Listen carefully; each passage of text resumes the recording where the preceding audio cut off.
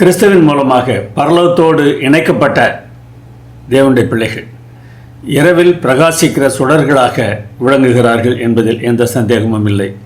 ஆனாலும் அவரை நம்புகிற பிள்ளைகளுக்கு மத்தியில் இரண்டு பிரச்சனைகள் காணப்படுகின்றன. எல்லாவற்றையும் தேவனே செய்ய வேண்டும் என்று பலர் எதிர்பார்க்கிறார்கள். வேறு சிலரோ நம் சொந்த கருத்துகளின்படியும் நம் திட்டங்களின்படியும் எல்லாம் நடக்க வேண்டும் என்று எதிர்பார்க்கிறார்கள். ஆனால் உண்மையில் தேவன் எப்படி செயல்படுகிறார் என்பதை நாம் புரிந்து கொண்டால் அது நன்றாக இருக்கும். இந்த பிரச்சனைகளை சரியான விதத்தில் கையாண்ட 3 மனிதர்களை குறித்தும் இன்றைக்கு நாம் பார்க்க இருக்கிறோம். ஜெபம் பண்ணுவோம். நாங்கள் உலகத்திற்கு வெளிச்சமாக இருக்க வேண்டும் என்று விரும்புகிற அன்பான தேவனே, நாங்கள் வெளிச்சம் கொடுக்கிறவர்களாக இருப்பதற்கு ஆவியானவரை எங்களுடைய உள்ளத்தில் வசிக்கும்படியாக தேவரீர் எங்களை ஆட்கொண்டு உம்முடைய பாதையில் எங்களை நடத்தி அருள வேண்டுமாய் எங்கள் அருமைநாதர் இயேசுவின் நாமத்திலே வேண்டுகிறோம் பரமபிதாவே, ஆமேன். உங்களுக்கு முன்னராக கொசு பறந்தால் நீங்கள் என்ன செய்வீர்கள்?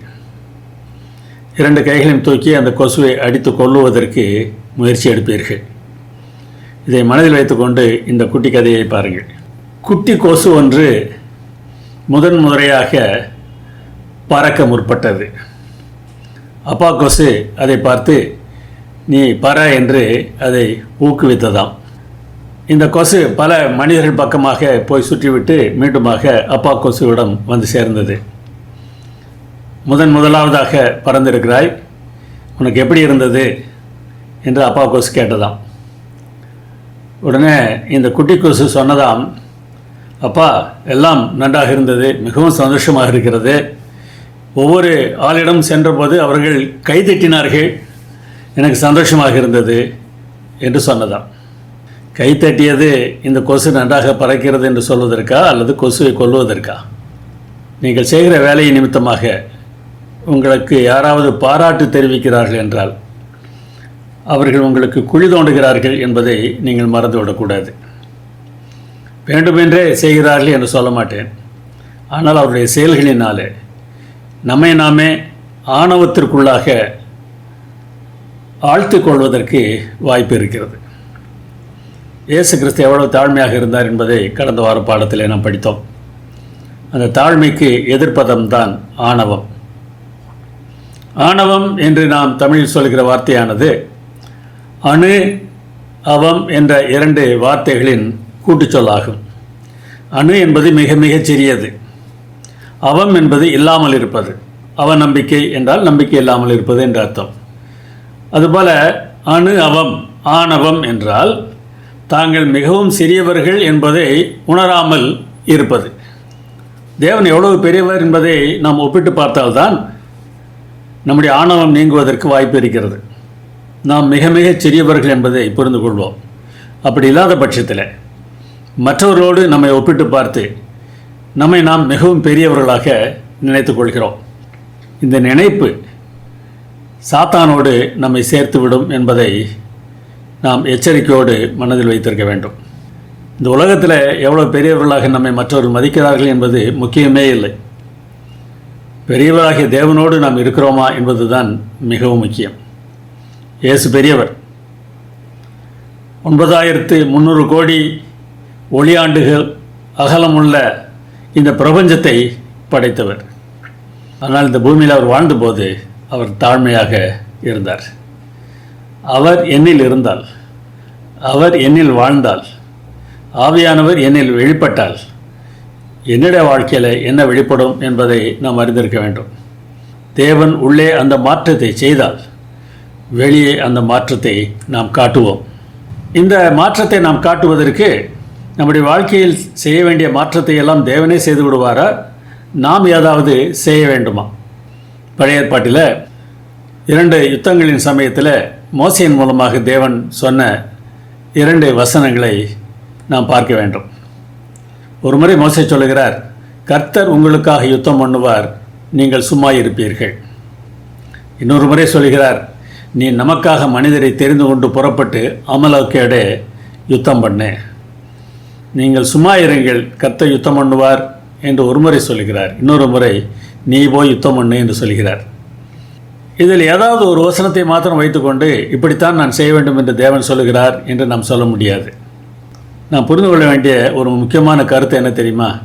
தேவன் என்ன சொல்லுகிறாரோ அதை செய்ய வேண்டும். சும்மா இரு என்றால் சும்மா இருக்க வேண்டும், வேலை செய் என்றால் வேலை செய்ய வேண்டும், போ என்றால் போக வேண்டும், உட்கார் என்றால் உட்கார வேண்டும், வா என்றால் வர வேண்டும், நில் என்றால் நிற்க வேண்டும். எனவே பிரயாசப்படுதல் என்பது நமக்கு மிகவும் அவசியமான ஒன்று.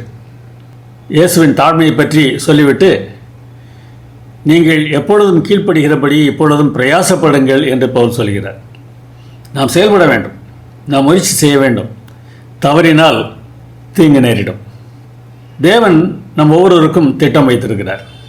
நாம் கீழ்ப்படிய வேண்டும் என்று சொன்ன மாத்திரத்தில் வேதாகமத்தில் சொல்லப்பட்டிருக்கிற கட்டளைகளுக்கு நாம் கீழ்ப்படிந்து நடப்பது என்று மாத்திரம் நாம் நினைத்து கொள்கிறோம். இந்த சம்பவங்களை பாருங்களேன். நோவாவிடத்தில் ஆண்டவர் கப்பல் கட்டு என்று சொன்னார். கப்பல் கட்டு என்பது எல்லோரும் கடைப்பிடிக்க வேண்டிய ஒரு கற்பனையா? இல்லை.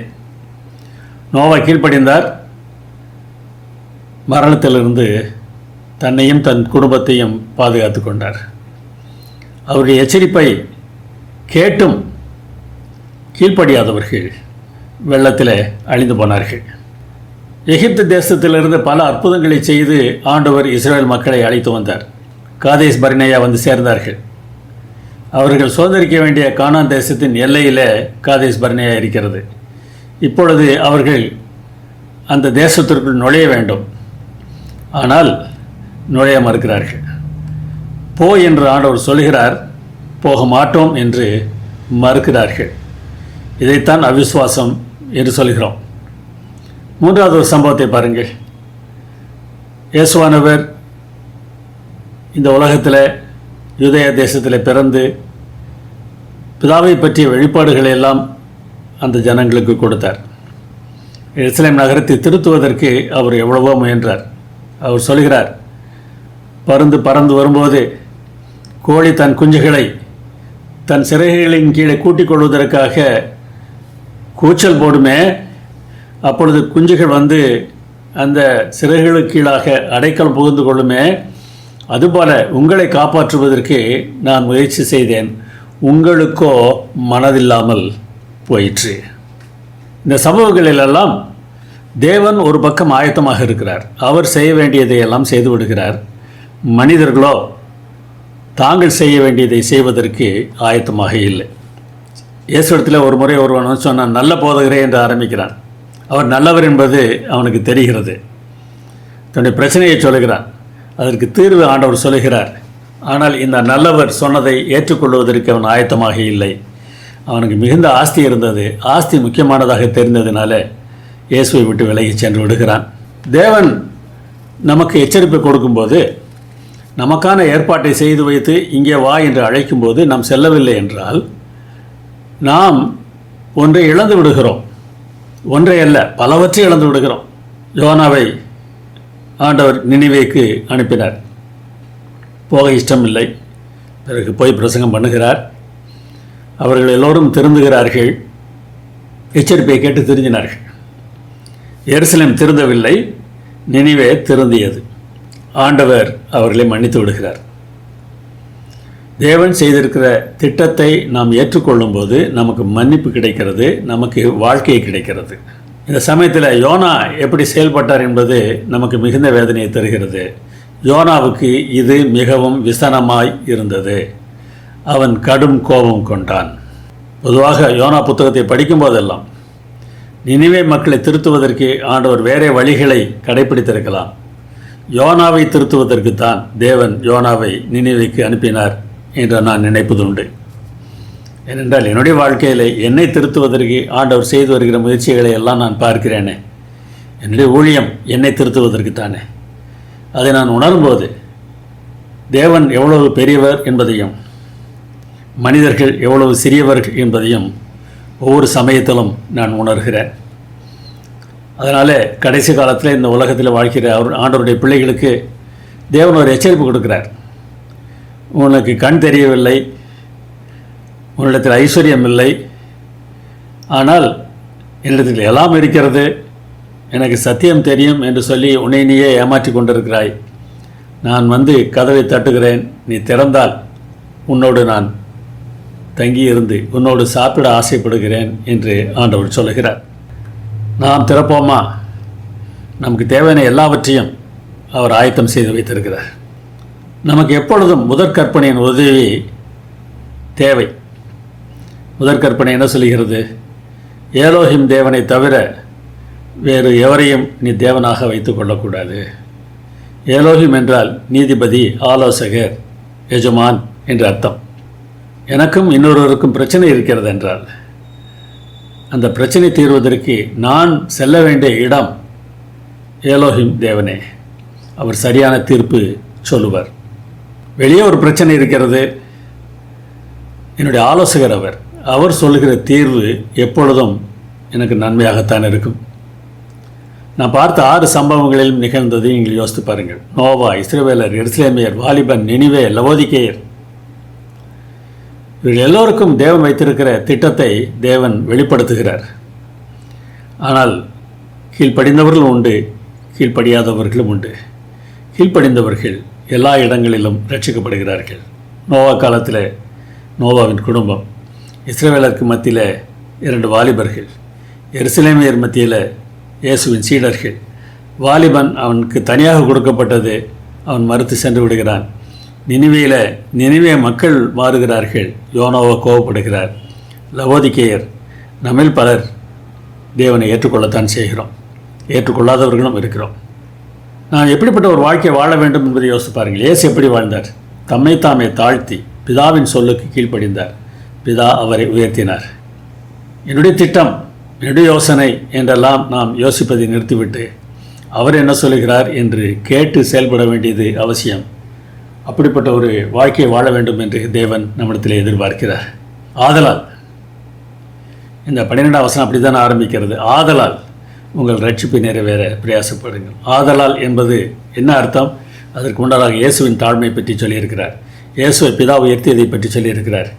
நாமே உயர்த்துவதை பற்றி யோசிக்காமல் தேவன் நம்மை உயர்த்த வேண்டும், அவருடைய திட்டப்படி நாம் நடக்க வேண்டும் என்று நம்மை அவரிடத்தில் ஒப்படைக்க வேண்டும். உங்கள் ரட்சிப்பை நிறைவேற என்று சொல்லுகிறார். ரட்சிப்பு என்கிற வார்த்தையை பார்த்த மாத்திரத்தில் பரலோகத்திற்கு போவதற்காக நமக்கு தேவன் கொடுக்கிற நியாயப்படுத்தல், பரிசுத்தமாகுதல், மகிமைப்படுத்தல் என்று மாத்திரம் நாம் யோசிக்கிறோம். ஆனால் இந்த வார்த்தை எபிரேய மொழியிலும் சரி, கிரேக்க மொழியிலும் சரி, உடல், உணர்ச்சி, உலக பாவ பிரச்சனைகளிலிருந்து முழு பாதுகாப்பு தருவதை பற்றி சொல்கிறது. பாவ பிரச்சனையிலிருந்து நமக்கு கிடைக்கிற விடுதலை பரலோகத்திற்கு செல்வதாக இருக்கலாம். ஆனால் பரலோகத்திற்கு செல்கிறவர்களும் உடலிலும் உணர்ச்சியிலும் உலகத்திலும் இருக்கக்கூடிய பிரச்சனைகளால் மாட்டிக்கொண்டு கஷ்டப்படுகிறோம் என்றால் அதற்கு காரணம் அவர் கொடுக்கிற இந்த ரட்சிப்பை நம்முடைய வாழ்க்கையில் நாம் வாழ்வது இல்லை என்பது ஆகும். பரிபூர்ண வாழ்க்கையே ரட்சிப்பை நிறைவேற்றம். சங்கீதம் 42, சங்கீதம் 43 ஆகியவற்றை வாசித்து பாருங்கள். அங்கே ஒரு பரிபூர்ண வாழ்க்கையை பற்றி பேசுகிறார். அதை ரட்சிப்பு என்று சங்கீதக்காரர் குறிப்பிடுகிறார். ஒரு பரிபூர்ண வாழ்க்கையை வாழ்வதற்கே தேவன் நமக்கு விடுதலை தருகிறார். பாவ மன்னிப்பு கிடைக்க வேண்டும் என்பதற்கு நாம் பிரயாசப்பட தேவையில்லை. உலகத்தார் எல்லோருடைய பாவங்களையும் இயேசு சிலுவையிலே சுமந்து தீர்த்து விட்டார். எனவே பாவ மன்னிப்புக்காக நாம் செய்ய வேண்டிய காரியம் எதுவும் இல்லை. ஆனால் இந்த உலகத்தில் வாழ்வதற்கு நாம் முயற்சி எடுக்க வேண்டியது அவசியமாக இருக்கிறது. நானே வாசல், என் வழியாய் ஒருவன் உட்பிரவேசித்தால் அவன் ரட்சிக்கப்படுவான் என்று இயேசு சொன்னார். அந்த ரட்சிப்பு கிடைத்ததென்றால் என்ன நடக்குமாம்? அவன் உள்ளும் புறமும் சென்று மேய்ச்சலை கண்டடைவான். உள்ளும் புறமும் என்பது எபிரேய மரபு சொற்றொடர். உள்ளேயும் வெளியேயும் அவனுக்கு ஆசீர்வாதமாக இருக்கும்.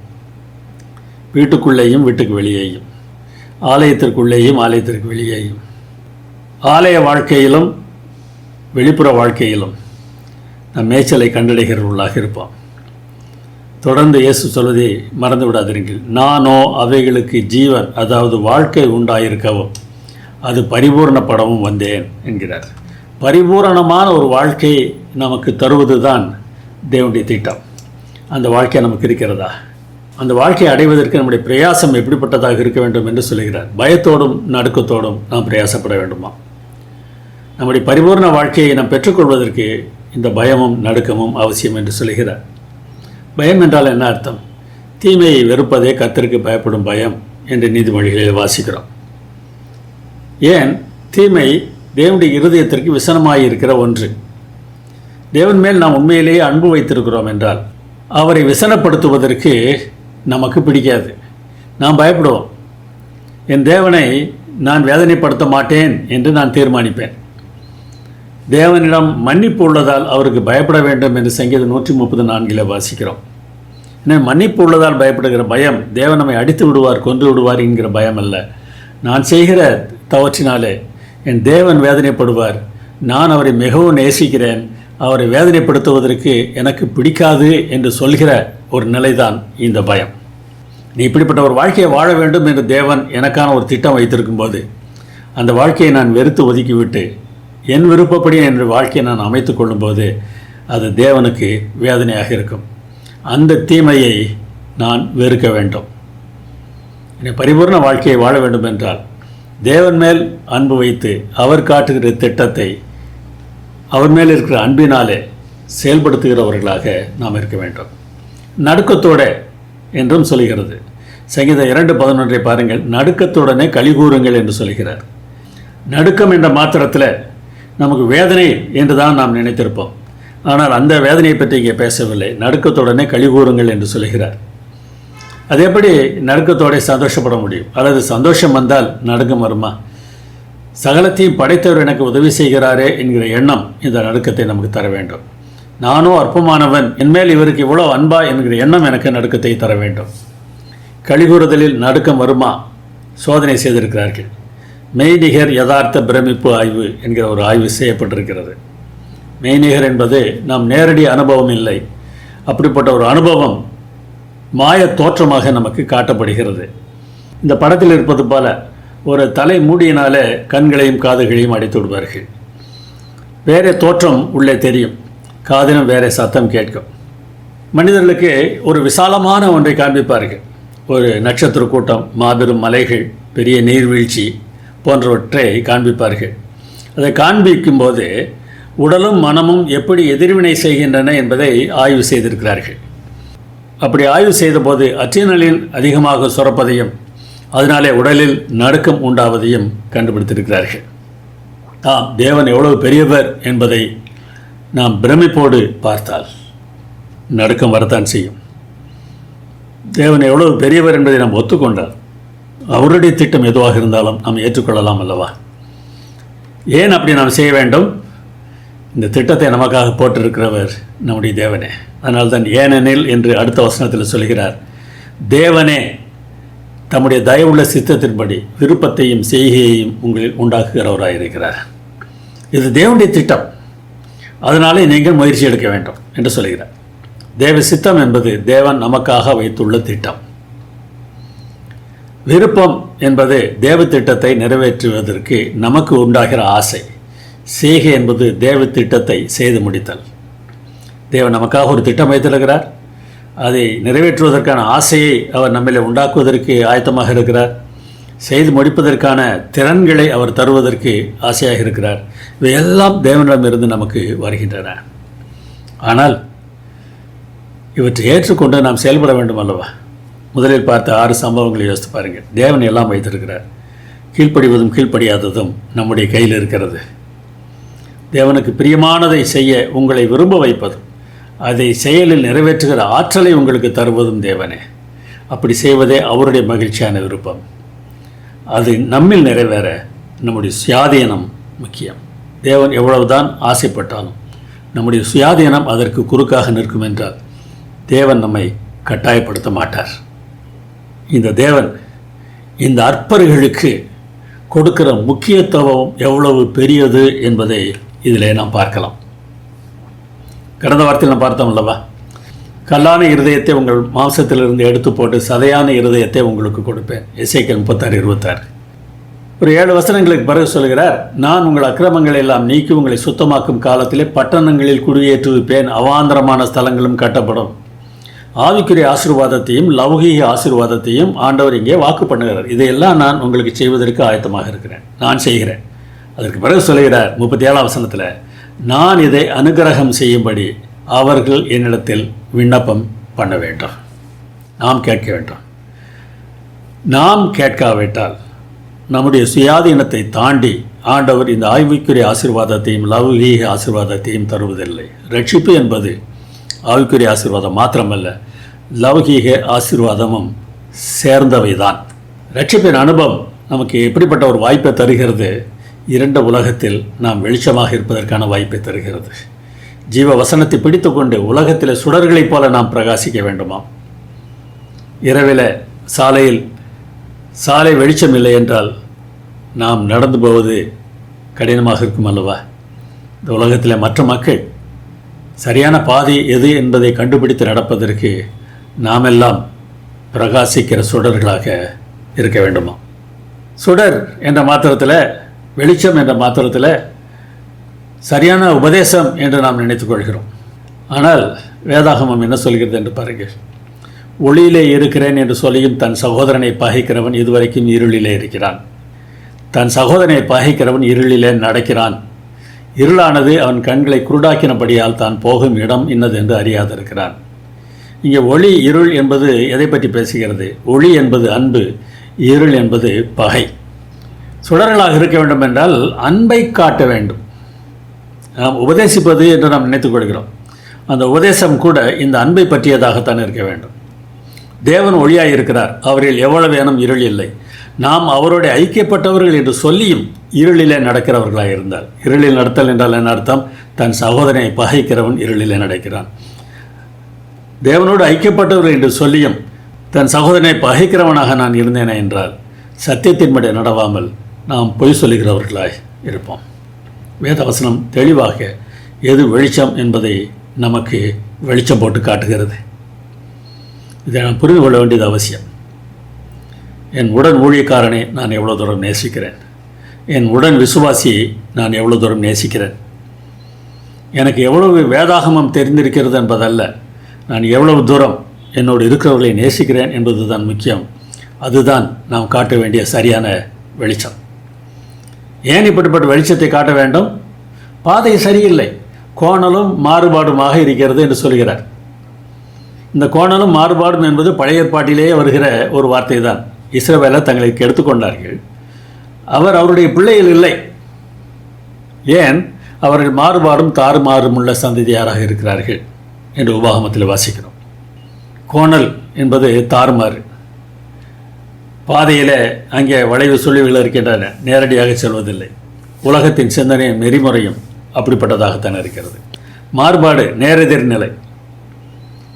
அது வளைந்து திரிந்து வேறு பக்கம் செல்கிறது கோணலான வழி என்றால், அப்படியே செல்ல வேண்டிய பாதைக்கு எதிர்ப்புறமாக செல்வது மாறுபாடு.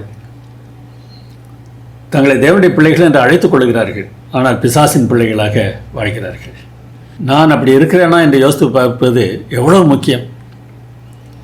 இந்த கோணலும் மாறுபாடும் உள்ள மக்கள் மத்தியில் நாம் எப்படிப்பட்டவர்களாக இருக்க வேண்டுமாம்? குற்றமற்றவர்கள்.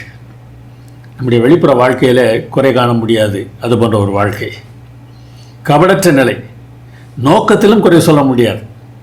சிலர் தவறான நோக்கத்திற்காக நல்ல காரியங்களை வெளியே செய்கிறவர்களாக இருக்கலாம். சரியான நோக்கமும் இருக்கிறது, சரியான செயலும் இருக்கிறது. இவர்கள் என்ன நிலையில் இருக்கிறார்களா? மாசற்ற நிலையில் இருக்கிறார்களாம். தேவனுக்கு பலியிடப்படுவதற்கு தகுதியுள்ளவர்கள். அப்படிப்பட்டவர்களாக நாம் வாழ்கிறோமா என்று யோசித்து பாருங்கள். அப்படிப்பட்ட நிலை நமக்கு இருக்கிறது என்றால் நாம் செய்கிற செயல் எப்படிப்பட்டதாக இருக்கும் என்பதையும் சொல்கிறார். எல்லாவற்றையும் முறுமுறுப்பு இல்லாமலும் தர்க்கிப்பு இல்லாமலும் செய்கிறவர்களாக நாம் மாறும். முறுமுறுப்பு எப்பொழுது வருகிறது? நாம் விருப்பப்படி ஏதாவது நடக்காமல் போனால் நாம் முறுமுறுக்கிறோம். இதுதான் சரி என்று நினைத்திருப்போம், அது சரியாகவே இருக்கட்டும். இன்னொருவர் அதன்படி நடக்கவில்லை என்றால் நாம் முறுமுறுக்கிறோம் என்றால் இந்த சரி என்று நினைத்திருப்பது எந்த விதத்திலும் பிரயோஜனம் இல்லாதது. ஏன் பிரயோஜனம் இல்லாதது? நான் மற்றவர்களை எப்படி நடத்துகிறேனோ அப்படி நானும் நடத்தப்படுவேன். தேவன் என்ன விரும்புகிறாரோ அதன்படி அப்படியே நான் நடக்கிறேனா? நான் இல்லை என்றால், என்னிடத்தில் அப்படிப்பட்ட நடத்தை இல்லை என்றால், மற்றவர்களுக்கு இந்த நியாயத்தீர்ப்பு கொடுக்கப்பட வேண்டும் என்று நான் சொல்லும்போது அந்த நியாயத்தீர்ப்பு எனக்கு கொடுக்கப்படும். அப்படித்தான் வேதாகம் சொல்கிறது. நாம் எப்படி மற்றவர்களை நியாயந்திருக்கிறோமோ அப்படி நாம் நியாயந்திருப்போம். எனவே சரியான காரியமாகவே இருந்தாலும் நாம் முறுமுறுக்க வேண்டிய அவசியம் இல்லை. தேவன் பார்த்து கொள்வார். என்று விடலாம். இதுதான் சரி என்று நாம் நினைக்கலாம். ஒருவேளை அது சரியில்லாமல் இருக்கலாம். நம் வழிதான் சிறந்தது என்று நாம் யோசிக்க வேண்டிய அவசியம் இல்லை. தேவன் மேல் நாம் நம்பிக்கை வைக்கலாம். தர்க்கம். நம் கருத்தை மற்றவர்கள் ஏற்றுக்கொள்ளாவிட்டால் தர்க்கம் பண்ணுகிறோம். நம் நடத்தையை மற்றவர்கள் ஏற்றுக்கொள்ளாவிட்டால் முறுமுறுக்கிறோம். அல்லது அவர்களுடைய நடத்தை நம் நடத்தை போல் இல்லை என்றால் நாம் முறுமுறுக்கிறோம். அவருடைய கருத்தும் நம்முடைய கருத்தும் முரண்பட்டது என்றால் நாம் தர்க்கம் பண்ணுகிறோம். நமக்கு எல்லாம் தெரியும் நினைக்கிறோம். அது சரிதானா?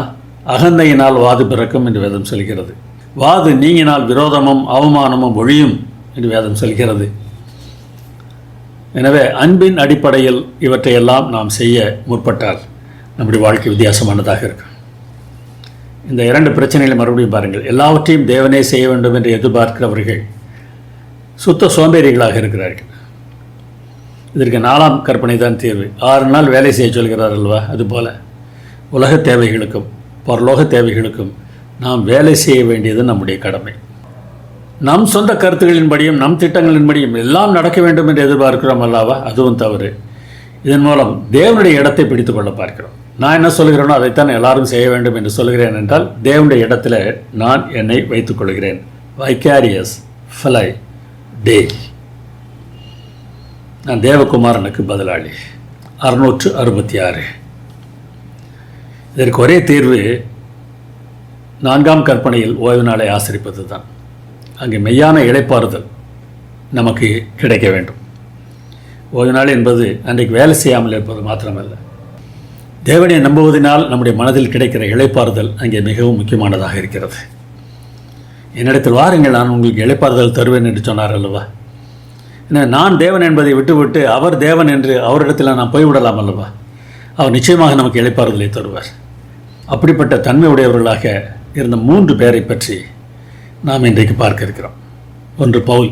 அவர் தன்னை ஜீவ பலியாக ஒப்புக் கொடுத்தாராம். நான் மகிழ்ந்து உங்கள் அனைவரோடும் கூட சந்தோஷப்படுவேன். இது என்ன மகிழ்ச்சி, சந்தோஷம், 2 வார்த்தை சொல்கிறாரு. அதுக்கு முன்னால் இருக்க வார்த்தைகளை கவனித்தா அவர் என்ன அர்த்தத்தில் சொல்கிறாருன்னு நமக்கு தெரியும். நான் மகிழ்ந்து, தனி மனிதனாக எனக்கு ஒரு சந்தோஷம் இருக்கும், ஆனந்தம் இருக்கும்.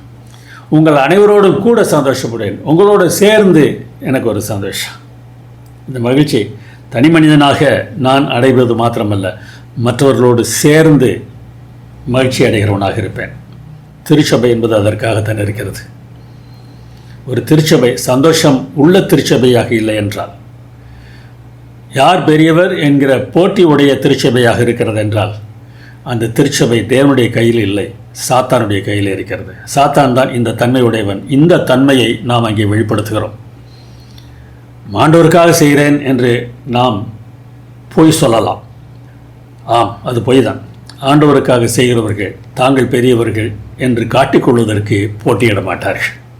வேறொரு மொழிபெயர்ப்பில் பிலிப்பியர் 2:17 எப்படி வருகிறது என்று பாருங்கள். உங்கள் விசுவாசத்தினால் உண்டாகும் பலியின் மேலும் விசுவாசத்தினால் உண்டாகும் ஊழியத்தின் மேலும் நான் பான பலியாக ஊற்றப்பட்டாலும் நான் உங்கள் எல்லோரோடும் கூட சந்தோஷமும் மகிழ்ச்சியும் அடைகிறேன். எனக்கு தனி மனித சந்தோஷமும் இருக்கிறது, கூட்டாக திருச்சபையான சந்தோஷமும் எனக்கு இருக்கிறது. அந்த சந்தோஷம் எதன் மேலே ஊற்றப்படுகிறது? பலி. விசுவாசத்தால் தேவனுக்காக முழுவதும் அர்ப்பணிக்கப்பட்ட உங்கள் வாழ்க்கை. ஒரு பலியிடும்போது அந்த பலி இறந்து போகிறது. ஆனால் புதிய ஏற்பாட்டில் நாம் பார்க்கிற பலியெல்லாம் ஜீவ பலி, உயிருள்ள பலி. கடந்த வாரத்தில் பார்த்தோம் அல்லவா? ஜார்ஜ் முல்லர் சொன்னது போல, நான் செத்து விட்டேன், இனி வாழ்வது இயேசுதான். அப்படிப்பட்ட ஒரு வாழ்க்கை. ஊழியம்.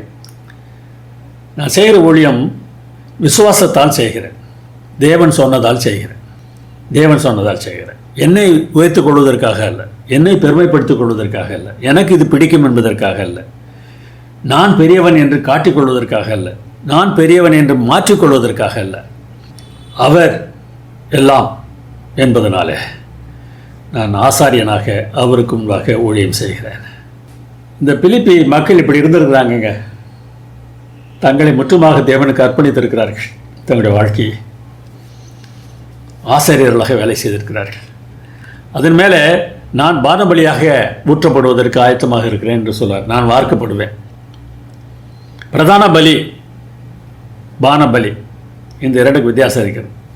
மிருகமோ தானியமோ பிரதான பலியாக பலிபீடத்தில் வைப்பார்கள்.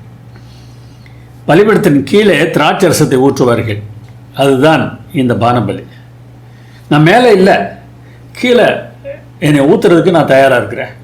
என்ன ஊழியக்காரங்க, என்ன ஊழியக்காரன், நான் ஊழியக்காரன், நான் போதகர், நான் தலைவர், அதெல்லாம் இங்கே ஒன்றுமே இல்லை. என்னை கீழே நீங்கள் ஊற்றலாம், நீங்கள் மேலே இருங்க, நான் கீழே போகிறேன். அப்படி நம்ம கீழே போகிறோம்னா அது எப்படிப்பட்டது? அது கர்த்தருக்கு சுகந்த வாசனை என்று சொல்லப்படுகிறது. பலி முழுமை பெற்றது என்பதை அந்த திராட்சை ரசம் ஊற்றுகிற செயல் காட்டுகிறது. என்ன சொல்கிறாரு? தேவனோடு உள்ள உறவு தான் எனக்கு முக்கியம். என்னை முழுமையாக தேவனுக்கு அர்ப்பணித்து விட்டேன். நீங்கள் அர்ப்பணித்திருக்கிறீர்கள், உங்களோடு கூட சேர்ந்து என்னையும் அர்ப்பணிப்பதற்கு நான் ஆயத்தமாக இருக்கிறேன். ஏன் அப்படி பவுலால் செய்ய முடிஞ்சு? என்னால் ஒரு காரியத்தை சொல்லுகிறார்.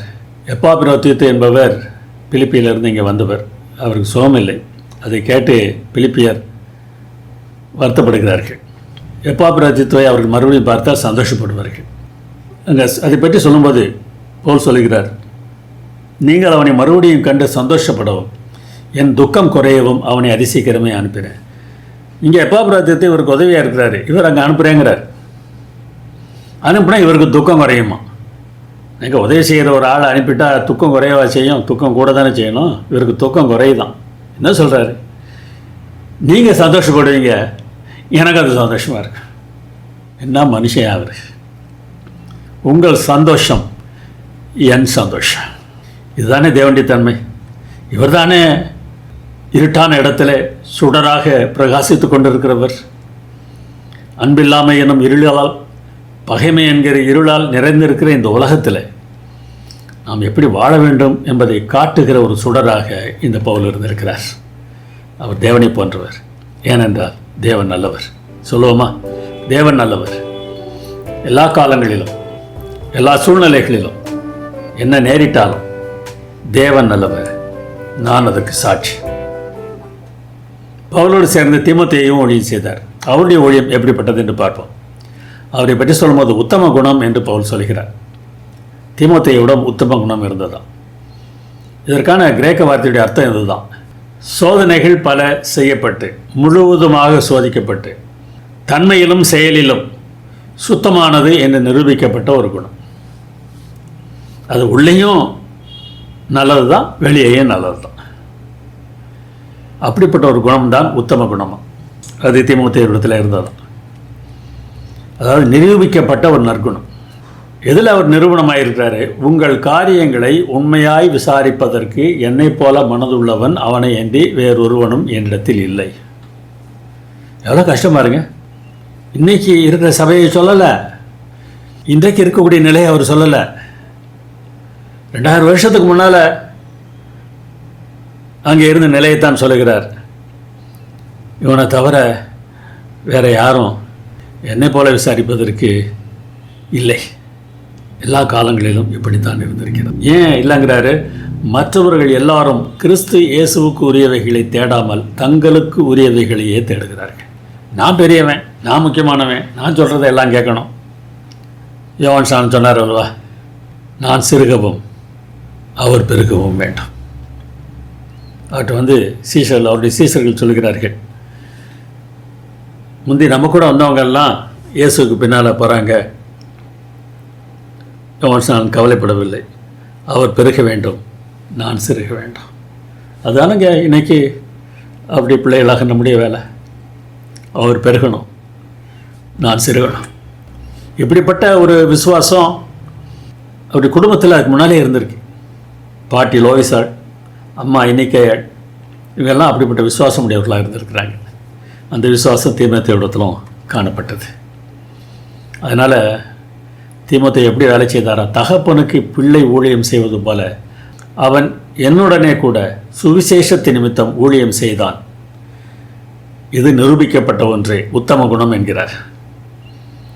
எனக்கு என்ன ஆகும் தெரியல, என்னை விடுதலை பண்ணுவாங்களா அல்லது கொண்டுருவாங்களான்னு தெரியல, என்ன நடக்கும்னு பார்த்துட்டு அதுக்கு பிறகு அவனை அவங்ககிட்ட அனுப்பலாம் அப்படின்னு யோசிச்சிருக்கிறேன் அப்படின்னு சொல்கிறார். சுடர், எப்படிப்பட்ட சுடர்? அன்பால் நிறைந்த சுடர். இன்னொருத்தரை பற்றியும் பேசுகிறார், எப்பாபிரோத்தித்து. அவருடைய ஊழியம் எப்படிப்பட்டதுன்னு பாருங்கள். இப்படிப்பட்டவர்களை கனம் பண்ணுங்கள், கனமாக எண்ணுங்கள் என்று பவுல் பிலிப்பியருக்கு ஆலோசனை சொல்கிறார். அவன் வியாதிப்பட்டு மரணத்திற்கு சமீபமாக இருந்தது மெய்தான். ஆமாம், சோமலாம் போச்சு, செத்து போயிடுவானான்ற ஒரு நிலை வந்துருச்சு. அதனால் தேவன் அவனுக்கு இறங்கினார். அதை பற்றி அவர் சொல்கிறாரு, அவனுக்கு இறங்கினதும் அல்லாமல் துக்கத்தின் மேல் துக்கம் எனக்கு உண்டாகாதபடிக்கு எனக்கும் இறங்கினார். எப்பாபிரோதித்துவுக்கு ஒரு கஷ்டம் என்றால் அது தனக்கு துக்கம் என்று சொல்கிறார்.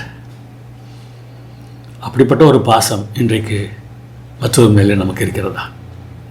பிலிப்பியர் சந்தோஷப்பட்டால் அது எனக்கு சந்தோஷம், பிலிப்பியர் துக்கப்பட்டால் அது எனக்கு துக்கம், எப்பாபிரோதித்து கஷ்டப்பட்டால் அது எனக்கு கஷ்டம். அவன் தன் பிராணனையும் எண்ணாமல் கிறிஸ்துவின் ஊழியத்தின் நிமித்தம் மரணத்திற்கு சமீபமாய் இருந்தான், சாவதற்கும் ஆயத்தமாக இருந்தான். இன்றைக்கு நாம் அப்படி ஊழியம் செய்கிறோமா? எப்பாபிரோதித்தை பற்றி பவுல் என்னவெல்லாம் சொல்கிறார் பாருங்கள். என் சகோதரன் என்கிறார், அதாவது என் விசுவாச குடும்பத்தை சேர்ந்தவன், உடன் வேலையாள், என் விசுவாச குடும்பத்தை வளர்ப்பதற்கு என்னோடு சேர்ந்து வேலை செய்கிறவன்.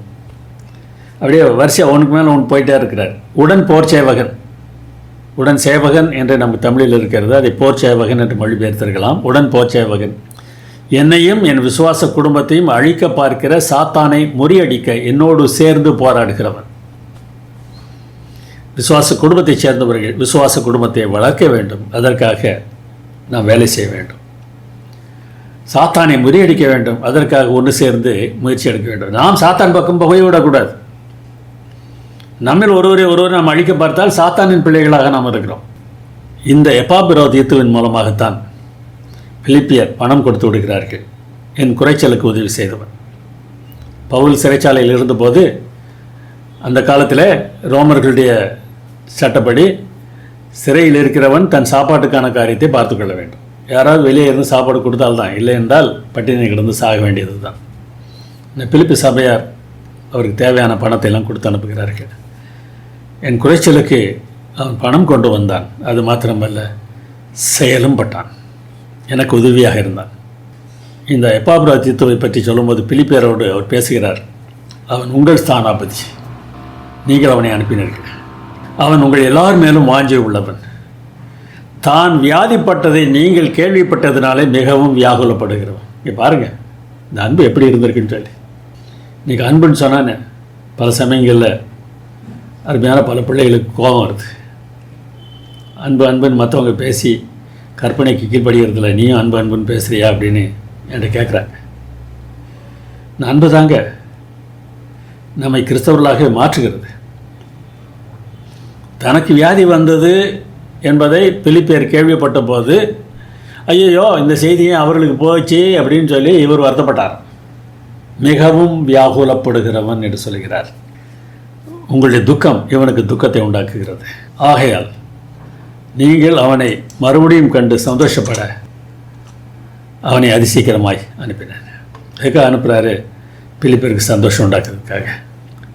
ஆனபடியினாலே நீங்கள் கர்த்தருக்குள் மிகுந்த சந்தோஷத்தோடு அவனை ஏற்றுக்கொண்டு இப்படிப்பட்டவர்களை கனமாய் எண்ணுங்கள். அவன் நாம் கூட இப்படிப்பட்ட மக்களை உலகத்தில் பார்க்கும்போது அவர்களை கனமாய் எண்ண வேண்டும். அன்பின் மிகுதியினால் மற்றவர்களை தங்களோடு இணைத்து கொள்ள பார்க்கிறவர்கள், மற்றவர்களுக்காக துக்கப்படுகிறவர்கள், மற்றவர்கள் சந்தோஷப்படும் போது சந்தோஷப்படுகிறவர்கள், மதிக்கப்பட வேண்டியவர்கள். உலகமும் அது நிச்சயம் ஒழிந்துப்போம். ஆமாங்க, உலகம் பார்க்குற மாதிரி இதுதான் பெருசு, பணம், பொருள், பதவி இல்லைங்க, அதெல்லாம் ஒழிந்து போகக்கூடியது. தேவனுடைய சித்தத்தின்படி செய்கிறவனோ என்றென்றைக்கும் நிலைத்திருப்பான். தேவன் உங்களுக்கு என்று ஒரு திட்டம் வைத்திருக்கிறார். அந்த திட்டம் எதுவோ அதன்படி நடக்க வேண்டாம். அப்படி ஆவிக்கிற வாழ்க்கையில் கற்பனையின்படி நடவுங்க. உங்கள் அன்றாட வாழ்க்கையில் தேவன் என்ன வேலையை செய்ய சொல்கிறாரோ, என்ன தொழிலை செய்ய சொல்கிறாரோ, எப்படி செயல்பட வேண்டும் என்று சொல்கிறாரோ, எங்கு போக சொல்கிறாரோ அதையெல்லாம் நீங்கள் செய்வதற்கு ஆயத்தமாக இருக்க. தேவனுடைய சித்தம் உங்கள் வாழ்க்கையில் வெளிப்படட்டும். அதோனிராம் ஜட்சன் என்பவர் வாலிப வயதில் தேவனை ஒதுக்கினவர் தான். பெற்றோர் கவலைப்பட வேண்டிய அளவிற்கு தேவனை ஒதுக்கினார். ஆனால் இவர் தேவனை ஒதுக்குவதற்கு காரணமாக இருந்த நண்பன் வாலிப வயதிலேயே மரித்ததை பார்த்தபோது மிகவும் மோசமான நிலையில் இறந்ததை பார்த்தபோது மரணத்திற்கு பின்னான வாழ்க்கையை குறித்து யோசித்தார். அதனுடைய வாழ்க்கையை மாற்றியது. பின்னர் போதகராக ஆவதற்கு பயிற்சி பெற்றார். போஸ்டன் நகரில் ஒரு பிரபலமான சபை அவரை உதவி போதகராக அழைத்தது. சொந்த ஊர், அதே ஊர்லேயே வேலை. அம்மாவுக்கும் சகோதரிக்கும் ரொம்ப சந்தோஷம். ஆனால் அதோனிராம் ஜட்சன் என்ன சொன்னார் தெரியுமா? என் பணி இங்கே இல்லை. இங்கே தங்கி தேவனுடைய ஊழியத்தை நான் செய்தாலும் அது முழுமையான கீழ்ப்படிதல் இல்லை, அது பகுதி நேர கீழ்ப்படிதல் மாத்திரமே. தேவன் நான் எங்கே போக வேண்டும் என்று சொல்கிறாரோ அங்கே தான் நான் போவேன், அங்கே தான் ஊழியம் செய்வேன் என்று புறப்பட்டார். தன் சகோதரியும் தாயை விட்டு பிரிந்து பர்மாவுக்கு சென்றார். தேவனுடைய திட்டம் எதுவோ அதைத்தான் நம்முடைய வாழ்க்கையிலே நாம் நிறைவேற்ற வேண்டும். தேவன் வேண்டாம் என்று சொன்னார், அது நல்லதாக இருந்தாலுமே வேண்டாம். தேவன் வேண்டும் என்று சொன்னார், அது நமக்கு கஷ்டமானதாக இருந்தாலும் அதுதான் நமக்கு வேண்டாம். இயேசு எப்படி தேவனுடைய திட்டத்திற்கு கீழ்ப்படிந்து சிலுவையின் மரண பரியந்தம் தம்மை தாழ்த்தினாரோ, அதுபோல இந்த உலகத்தில் நம்மை நாம் தாழ்த்தும் போது அந்த வாழ்க்கை தான் பரிபூர்ண வாழ்க்கை. அந்த வாழ்க்கை வாழும்போது தான் நம் மனதில் எப்பொழுதும் மகிழ்ச்சி இருக்கும். அப்படிப்பட்ட மகிழ்ச்சியை கர்த்தர் தாமே உங்கள் ஒவ்வொருவருக்கும் தருவாராக. ஜெபம் பண்ணுவோம். எங்கள் நல்ல பிதாவே, எங்களுக்கு எது நல்லது என்று உமக்கு தெரியும். உம்முடைய சித்தப்படி எங்களுடைய வாழ்க்கையை நடத்தும். அப்படி செயல்படுவதற்கு எங்களுக்கு பலத்தையும் தாரும். எங்கள் அருமைநாதர் இயேசு நாமத்தில் வேண்டுகிறோம் பரமபிதாவே. ஆமென்.